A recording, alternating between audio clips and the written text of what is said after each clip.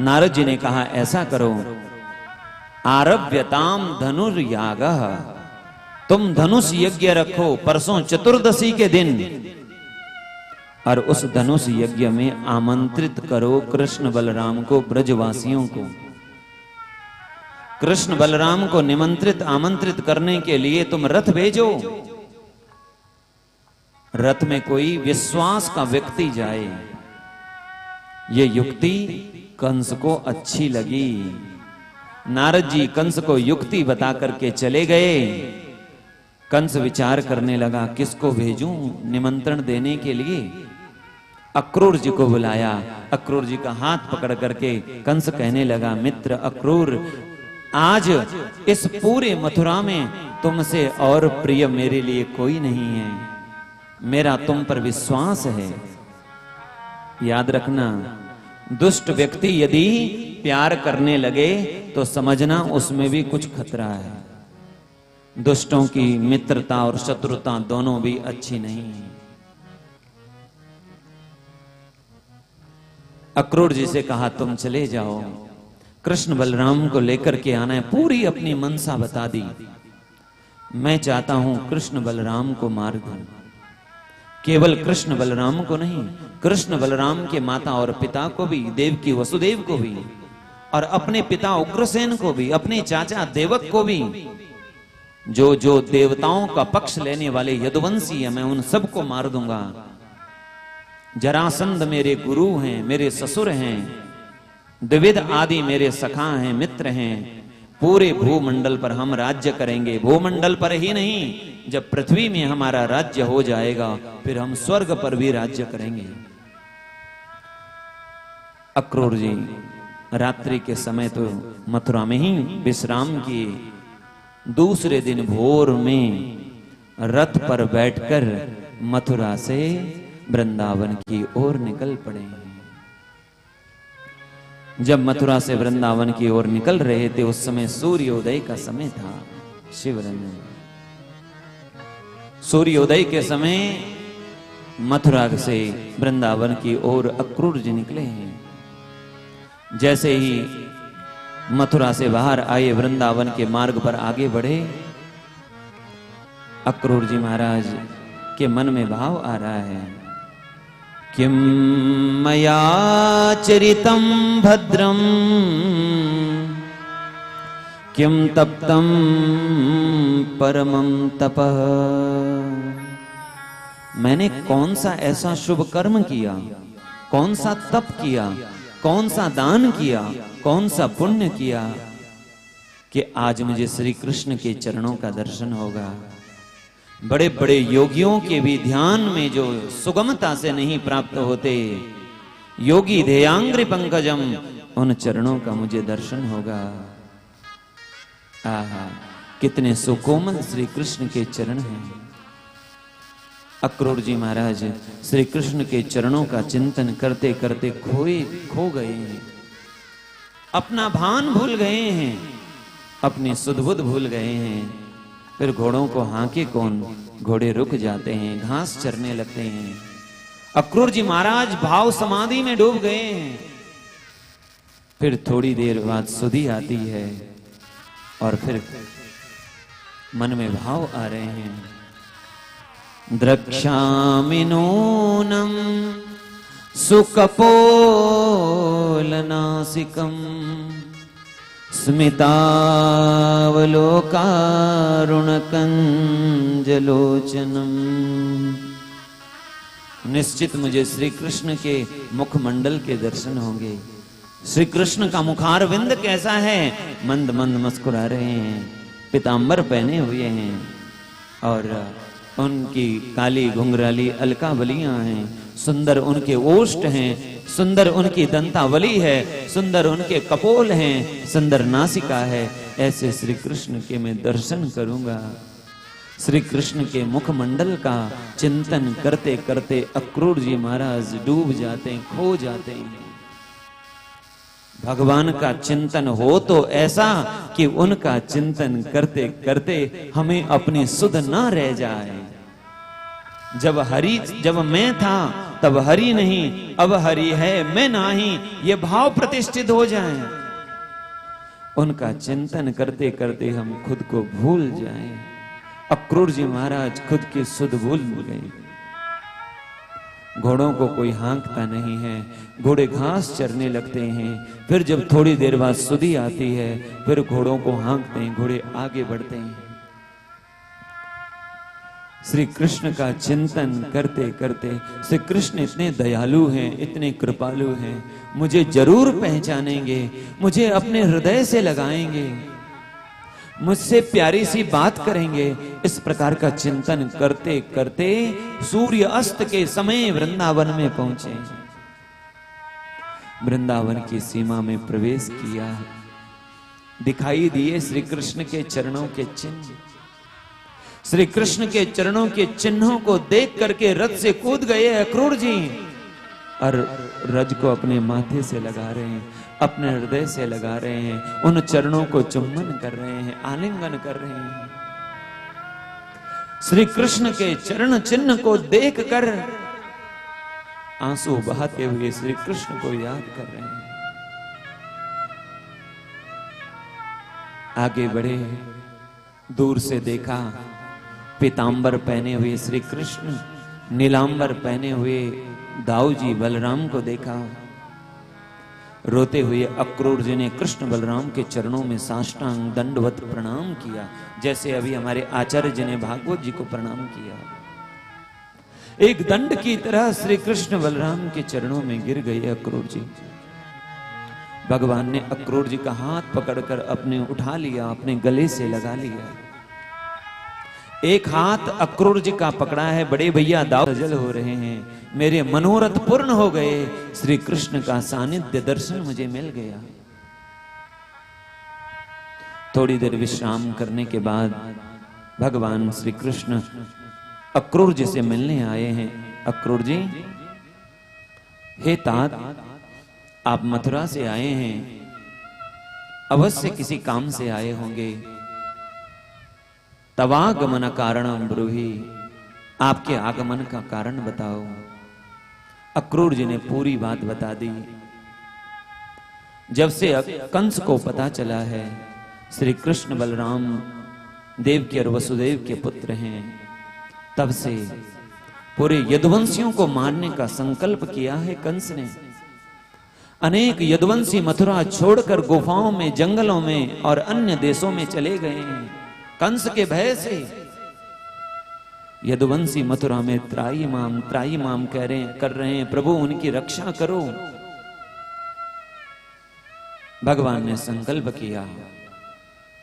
भगवान ने अक्रूर जी से कहा, अवश्य हम लोग जाएंगे, कंस का उद्धार करेंगे। नंद बाबा को अक्रूर जी ने खबर दी है, सूचना दी है, कंस का निमंत्रण है। नंद बाबा, कंस ने सभी ब्रजवासियों को निमंत्रण दिया है, विशेष रूप से कृष्ण बलराम को निमंत्रण दिया है, इसीलिए रथ भेजा है कृष्ण बलराम के लिए। मैया ने जैसे ही सुना, मैया ने कहा, अक्रूर, तुमने ये कैसे सोच लिया कि मैं अपने लाला को मथुरा भेज दूंगी?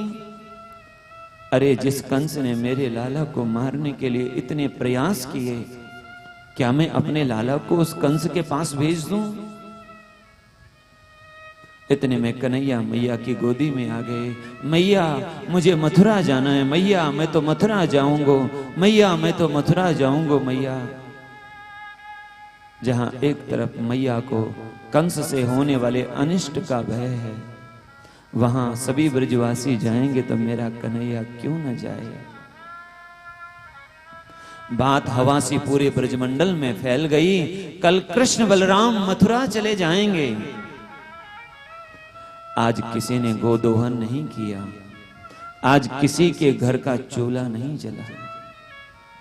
सुन्यो रे काल श्याम को गौन, हिय में बौ में हो रहे, पहले बहेगी कौन। जो सुनता है वो व्याकुल हो जाता है। ब्रज की गोपियों ने जैसे ही सुना है, उनका शरीर ऐसे शिथिल हो गया, मानो शरीर से आत्मा, जीवात्मा निकल गई हो, प्राण निकल गए हों, उन्हें अपने शरीर की भी सुध बुध न रही। खबर वृषभानु बाबा के महल में भी गई। उस समय वृषभानु महाराज अपने आसन पर बैठे थे अपनी सभा में। उस सभा में कीर्ति मैया बैठी है, राधा रानी किशोरी जी बैठी हैं, बरसाने के गणमान्य मंत्री गण बैठे हैं। जैसे एक सेवक ने आकर के समाचार सुनाया है वृषभानु जी को, हे महाराज, कल कृष्ण बलराम मथुरा जाएंगे और आपको भी कंस का निमंत्रण है। कृष्ण बलराम मथुरा जाएंगे यह सुनते ही राधा रानी किशोरी जी मूर्छित होकर भूमि पर गिर पड़ती है।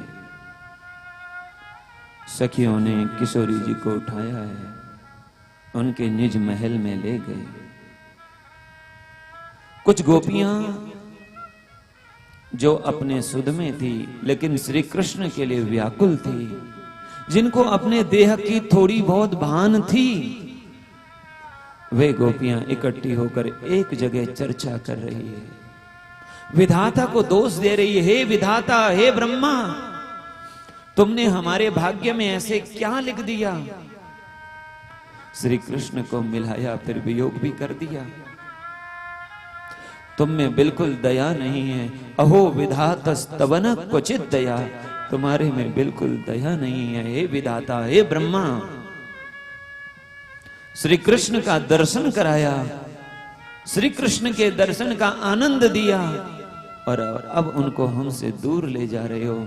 हमारे ब्रज की दो आंखें हैं, एक कृष्ण है, एक बलराम है। ये अक्रूर हमारी दोनों आंखों को ले जा रहा है। ये अक्रूर नहीं है, ये तो क्रूर है।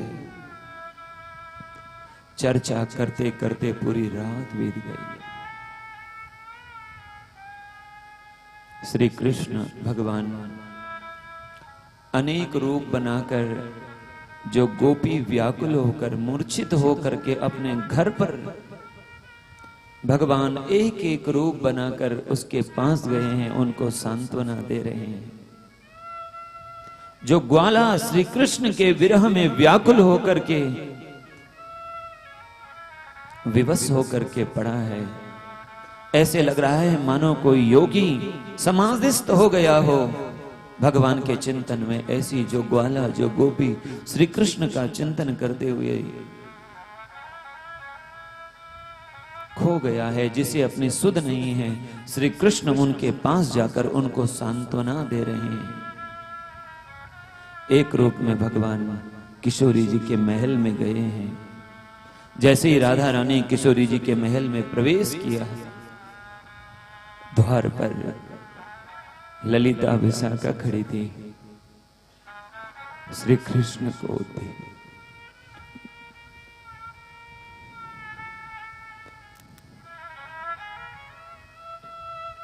श्री कृष्ण को देखते ही ललिता और विशाखा ने अपना सिर झुका लिया।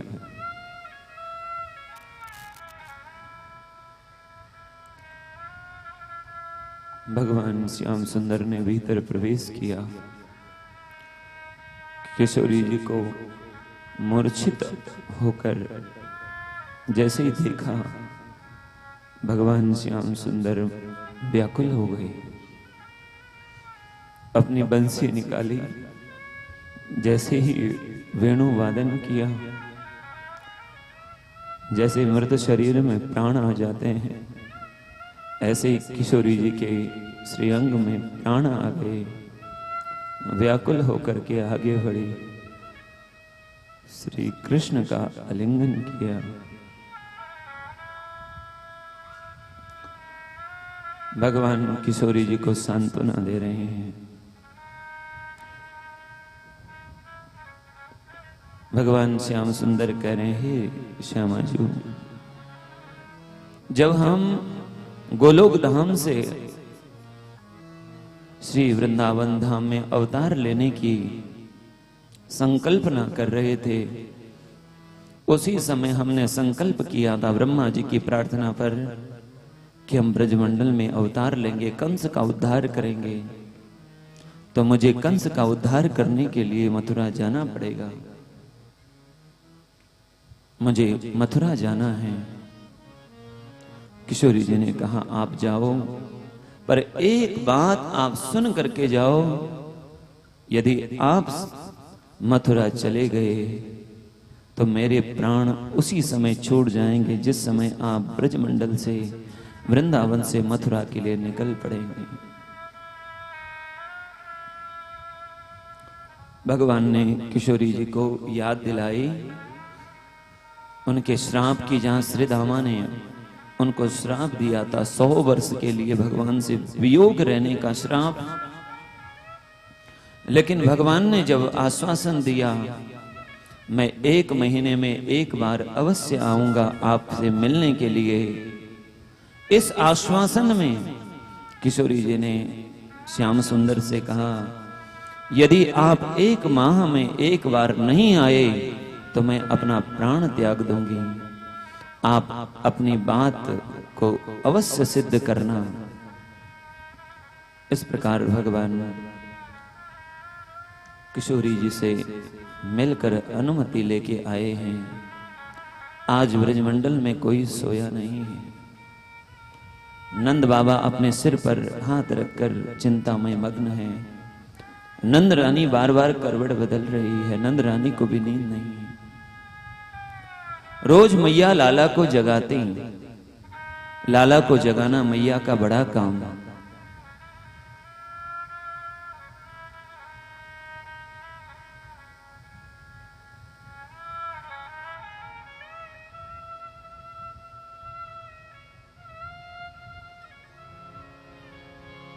लेकिन आज लाला स्वयं जाग गए, मैया के पास आए। मैया मैया मुझे मथुरा जाना है मैया।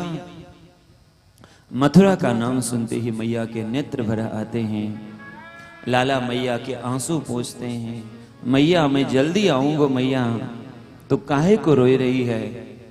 मैया कहती है लाला मेरो लाला पहली बार मथुरा जा रहा है, इसीलिए ये आनंद के आंसू है। अपने आंसुओं को पोंछते हुए मैया लाला को गर्म जल से स्नान करा रही हैं। शीतल जल तातो करी राख्यो, ले लालन को उबटी नवावे। मैया गर्म जल से लाला को स्नान करा रही है, उबटन लगा रही है, पीतांबर से उनके अंग पोंछ रही है। मैया ने तिलक लगाया है, डिठोना लगाया है, पीतांबर पहनाया है, मोर मुकुट पहनाया है। मैया क्या जाने कि उनके हाथ से होने वाले लाला का यह अंतिम श्रृंगार है।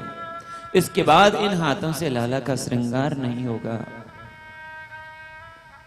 मैया खंबे के सहारे खड़ी होकर रोने लगती है, कहीं लाला देख न ले।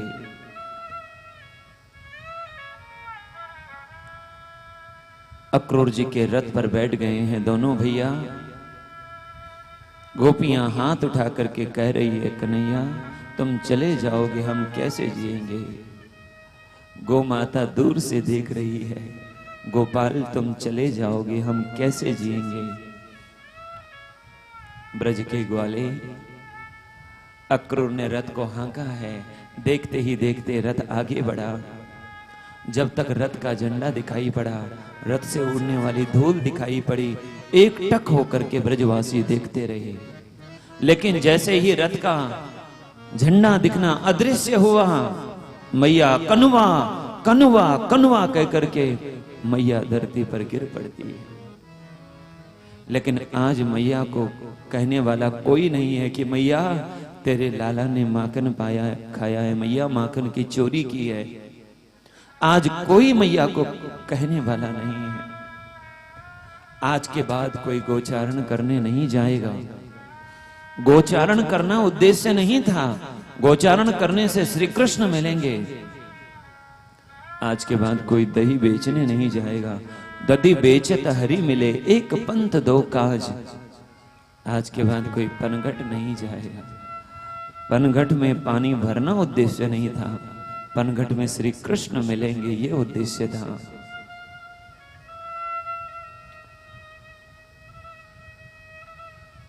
रथ पर भगवान मथुरा की ओर जा रहे हैं। भगवान बार बार पीछे मुड़ करके देख रहे हैं। दिखाई पड़ती है ब्रज की कुंजें, लताएं जो सूनी हो गई है। आगे बढ़े। अक्रूर जी को बड़ी ग्लानि हुई, यदि कृष्ण बलराम को कुछ हो गया तो मैं ब्रजवासियों को क्या कहूंगा, क्योंकि कृष्ण बलराम ब्रज के प्राण हैं। भगवान ने यमुना जी में अपने स्वरूप का दर्शन कराया। भगवान ने दर्शन करा के मानो कहा, हे अक्रूर, जिनके लिए तुम चिंता कर रहे हो, चिंता करने की जरूरत नहीं है। अपने स्वरूप का दर्शन कराया। आगे बढ़े। रथ पर चल रहे थे, झाड़ियों के बीच से दौड़ते कूदते ठाकुर जी के सखा रथ के आगे आ गए। दोनों हाथ उठाकर कन्हैया से कहने लगे, कन्हैया कन्हैया हम आ गए, कन्हैया तुम्हारे बिना हमारा मन ब्रज में नहीं। भगवान से रथ से उतरकर एक एक सखा को गले से लगाते हैं। ये ऐसी चर्चा है कि इस चर्चा में मन डूब जाता है। इसलिए सुखदेव भगवान ने इस प्रसंग को एक नए प्रसंग में ले गए। सुखदेव भगवान कहते हैं, जैसे ही मथुरा में आए, प्रासाद शिखरारूढ़ा प्रत्युत्फुल्ल मुखाम्बुजा। जैसे ही मथुरा में आए, मथुरा की देवियों ने, नारियों ने अपने अपने भवन में, भवन के झरोकों से पुष्प न्यौछावर कर रहे हैं कृष्ण बलराम पर।